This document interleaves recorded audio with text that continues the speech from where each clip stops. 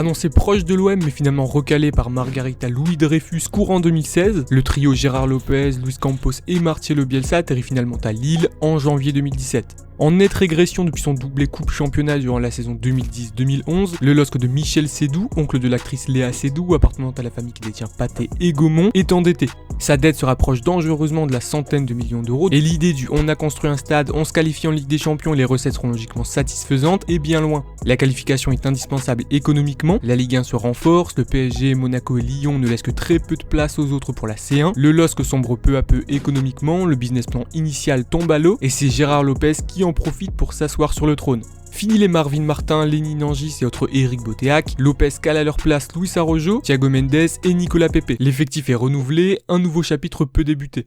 La nouvelle version du LOSC ne s'est pas faite en un jour. Certains choix n'ont pas payé, d'autres au contraire se sont révélés déterminants. Aujourd'hui, bien entendu, nous allons parler de ce qui a fait le succès de la recette lilloise. Le football actuel est un sacré business. Les clubs l'alimentent, le font vivre. On peut vulgairement caser la totalité des clubs pro dans 3 catégories différentes, faire une sorte de hiérarchisation. En premier, les clubs formateurs. Si je dois trouver un exemple, je dirais le FC Nantes. En second, ce sont les clubs de transition, des clubs vitrines. Le meilleur exemple aujourd'hui, c'est le LOSC. Et pour finir, troisième catégorie, les clubs performance. Étant donné que je me suis focalisé sur des exemples français, continuons en citant le PSG. Le LOSC est devenu en très peu de temps un maître dans l'art de bien acheter. Le club sélectionne des joueurs que la planète foot ne connaît pas, il les façonne, les transforme en joueurs de très haut niveau, expose leur évolution et fait des plus-values quand les grandes écuries se pressent pour récupérer leurs pépites. Cette stratégie plaît forcément aux joueurs. Signer au LOSC, c'est avoir la chance de se montrer dans un club très observé, un peu à l'image d'un Monaco à l'époque. D'ailleurs, les deux clubs ont un personnage en commun, Luis Campos.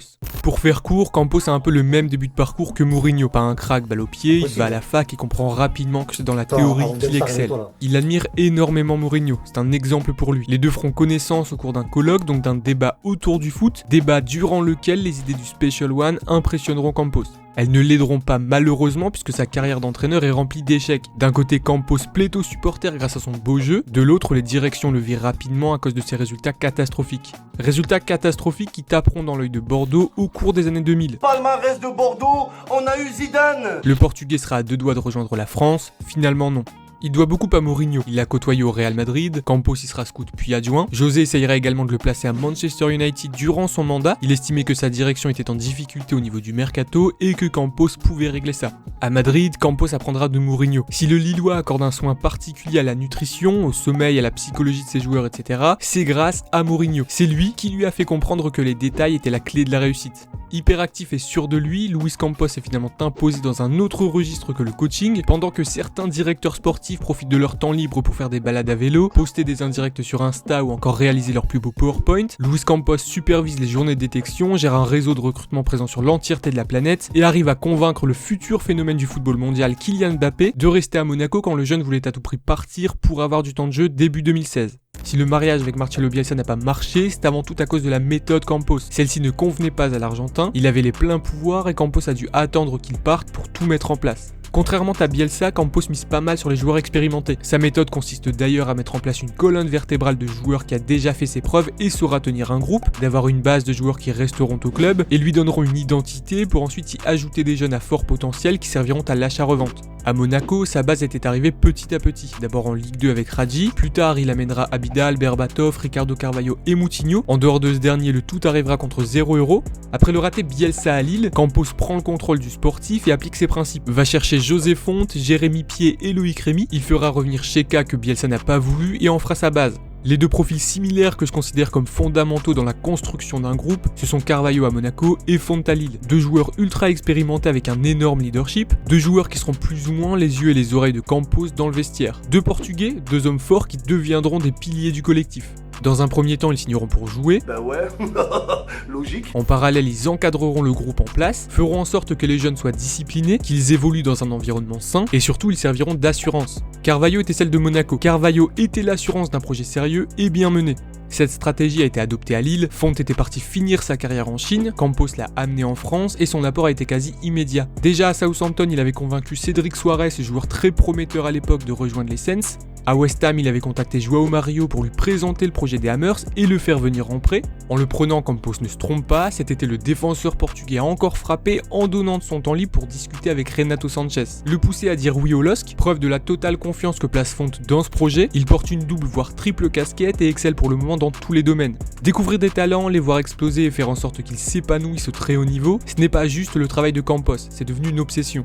Malheureusement, il ne peut pas être dans plusieurs stades à la fois, le talent s'étale dans le monde entier, avoir des yeux partout pour le constater, c'est un pouvoir que même ton super-héros préféré n'a pas. Oh, c'est con ça! Enfin, je dis ça si ton super-héros préféré n'est pas le LOSC. Louche cette histoire. En rejoignant Gérard Lopez, Luis Campos a obtenu ce pouvoir. Il s'appelle Scout Limited. Derrière tout ça, pour moi, c'est forcément le draft. C'est un peu la clé du succès lillois. C'est une filiale du groupe Victory Soccer Limited, groupe qui appartient à Gérard Lopez et Mark Ingla, donc au propriétaire et au directeur général du LOSC. À la base, la société Scout Limited s'appelait Victory Sport Services and Technologies. Elle a été créée par Lopez et aide le LOSC au niveau du recrutement. Bien qu'ils aient le même propriétaire, le club et la société ne dépendent pas l'un de l'autre. Scout Limited agit indépendamment, c'est un prestataire qui facture ses services au LOSC. Luis Campos est aujourd'hui à la tête de cette filiale. Son fonctionnement est assez simple à comprendre. La société emploie une trentaine de recruteurs, 19 principaux. Il se consacre au renforcement de l'équipe première et une dizaine d'autres s'occupent des formations, équipes de jeunes, etc.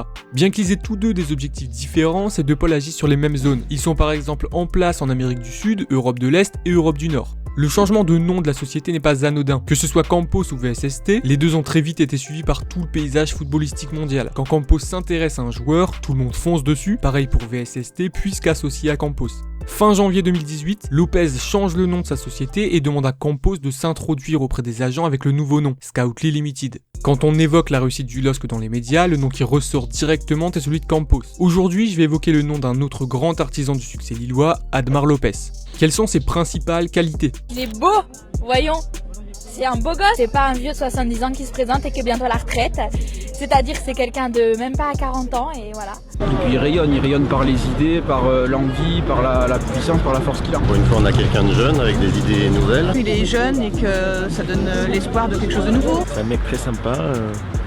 C'est un mec cool. Il est très cool. Et il est jeune, motivé.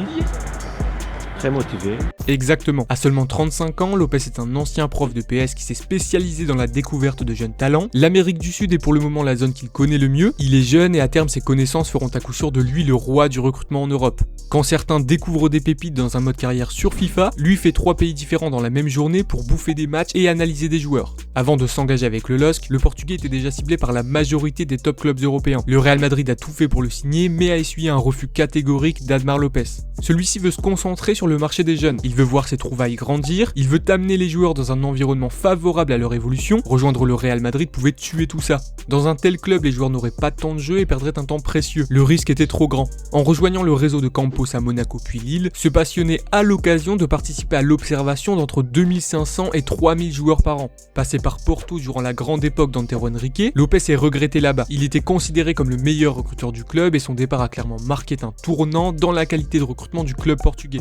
Il est aujourd'hui le bras droit de Campos et est à l'origine de pas mal de recrutements gagnants ces dernières années. Le plus marquant étant celui de Thomas Lemar, poussé par le Portugais à Monaco pour 4 millions d'euros et revendu 70. Chacun a sa méthode. Si j'ai brillamment exposé celle de Campos plus tôt, je me dois logiquement de parler de la petite recette d'Admar Lopez. Divisons-la en 6 parties. Dans un premier temps, il décrit un joueur en 30 caractéristiques. Elles peuvent être physiques, techniques, tactiques, voire psychologiques. Attention de ne pas trop en parler, Mediapart pourrait faire une enquête et parler de fichage ethnique. Une fois ces caractéristiques notées, qu'il est sûr de lui, il se déplace au stade pour observer le joueur plus concrètement. Il rédige un rapport sur le joueur en question sur place et en profite pour faire pareil avec tous les joueurs qui lui ont tapé dans l'œil. Ensuite, il classe les profils qu'il a validés dans une gamme de prix. Il y en a 3. Le joueur pas cher, celui qui entre dans une gamme de prix intermédiaire et le dernier à un prix fort. Entre 3 et 5 profils par poste seront au final proposés à Luis Campos par Lopez. Il donnera un avis définitif sur chaque profil, Campos se chargera d'effectuer une observation finale sur ce dont il a besoin et décidera du recrutement ou non des joueurs. C'est raconté assez rapidement, mais il faut savoir qu'avant de contacter l'agent d'un joueur, Lopez l'observe durant 3 saisons en général, histoire d'être sûr de ce qu'il va proposer. Le modèle de recrutement lillois peut être résumé rapidement en une seule et unique phrase. Acheter à bas prix, valoriser et vendre quand la valeur de l'actif aura atteint son top. C'est Admar Lopez lui-même qui le déclare. Maintenant, il faut se mettre en tête que cela ne garantit en aucun cas un résultat sportif exceptionnel chaque saison. Avec Campos à la tête du sportif, tu te garantis une certaine qualité d'effectif, tout le reste est à faire. Pour garder un équilibre économique sain, il faut avant tout savoir conserver une base de joueurs qui forment un groupe solide et prêt à performer chaque année aux côtés de talents qui ne seront que de passage. Ces talents seront par moments les maîtres à jouer de l'équipe et créeront des dépendances. Leur départ étant inévitable chaque année pour la santé économique du club, le coach en place doit savoir se réinventer perpétuellement. La limite la plus rapidement constatable est ici.